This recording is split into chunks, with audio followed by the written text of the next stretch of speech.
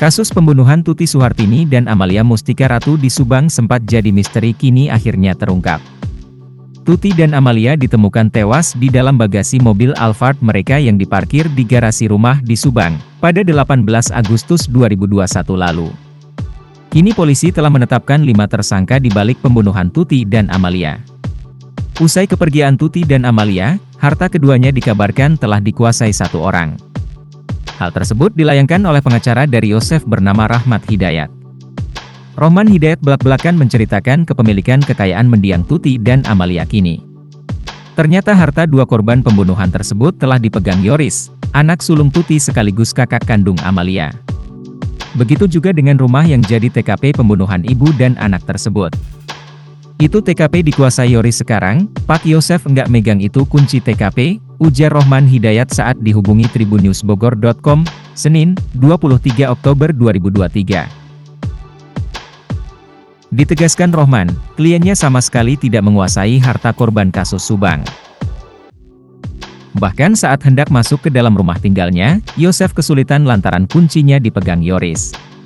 Tempat itu, TKP, diklaim sama Yoris hari ini, dikuasai sama Yoris. Waktu saya sempat mau main ke sana sama Pak Yosef sebulan yang lalu setelah kami ziarah kubur, kami enggak bisa masuk karena kuncinya dipegang Yoris, kata Rohman. Intinya dikuasai sama Yoris hari ini, ditempati juga enggak, sambungnya. Tak hanya rumah, ternyata harta berupa perhiasan milik korban kabarnya juga dipegang Yoris. Hal itu diungkap pengacara Yoris, Leni Anggraini. Yoris kini disebut memegang semua perhiasan yang sempat dipakai Tuti dan Amalia saat pembunuhan. Namun ada alasan mengejutkan di balik aksi Yoris memegang semua perhiasan mendiang ibu dan adiknya. Ternyata perhiasan tersebut diberikan oleh Mimin ke Yoris, 3 bulan setelah tragedi pembunuhan terjadi. Kala itu Yoris sempat terkejut karena heran kenapa perhiasan Tuti dan Amalia alias Amel bisa dibawa oleh Mimin. Atas temuan tersebut, Leni pun buru-buru melapor ke penyidik.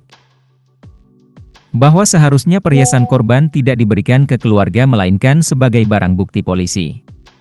Lantas siapakah sosok Yoris ini? Pemilik nama lengkap Yoris Raja Amanullah disorot usai kasus pembunuhan ibu dan adiknya, Tuti Rahayu dan Amalia Mustika Ratu, menemukan titik terang. Diketahui, Yoris merupakan anak Yosef dan Tuti Suhartini. Ia juga merupakan kakak dari Amalia Mustika Ratu. Sebelum kejadian ini, Yoris merupakan ketua Yayasan Bina Prestasi Nasional. Tuti menjabat sebagai bendahara dan Amel sekretaris. Sedangkan Yosef saat itu menjadi dewan pembina. Pasca kasus Subang, Yoris kini turun jabatan menjadi kepala sekolah. Meski turun jabatan menjadi kepala sekolah, namun Yoris mengklaim kepemilikan rumah Tuti Suhartini. Sebagaimana diketahui, kasus ini mulai terkuak saat Danu menyerahkan diri dan membongkar rahasia di balik pembunuhan 2 tahun yang sempat menjadi misteri.